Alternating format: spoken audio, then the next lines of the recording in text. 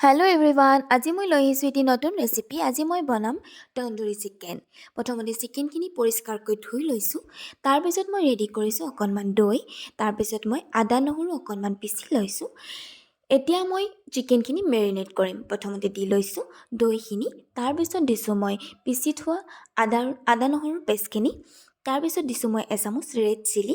তাৰপিছত দিছোঁ মই এচামুচ হালধি গুড়ি। তাৰপিছত দিছোঁ মই এচামুচ নিমখ। আপোনালোকে সোৱাদ অনুসৰি নিমখখিনি দিব পাৰে। এতিয়া মই মেৰিনেট কৰিলোঁ আৰু ইয়াক 30 মিনিটৰ বাবে ৰাখি থ'ম ঢাকনি মাৰি।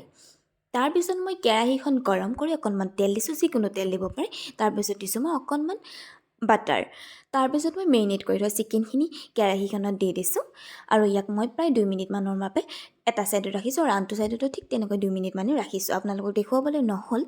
হৈ যোৱা চিকেন তন্দুৰীখিনিৰ ওপৰত আপোনালোকে গৰম কয়লাৰ টুকুৰা বা এঙাৰৰ টুকুৰা ষ্টিলৰ বাতি বা গিলাচৰ ভিতৰত দি অকণমান তাৰ ওপৰত তেল দি প্ৰায় 5 মিনিটৰ বাবে ঢাকনি এখন মাৰি থ'ব পাৰে। তাৰপিছত দেখিব আপোনালোকে ধুনীয়া স্মকি ফ্লেভাৰ এটা আহিছে।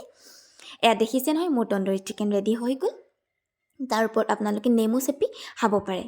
দেখিবলৈ কেনেকুৱা হৈছে নাজানো, প্ৰথম ট্ৰাই কৰিছোঁ। খাবলৈ কিন্তু খুবেই ধুনীয়া হৈছে। আপোনালোকে ট্ৰাই কৰিব পাৰে। আজিৰ ভিডিঅ'টো ইমানেই আছিল। নেক্সট ভিডিঅ'ত লগ পাম। Bye bye.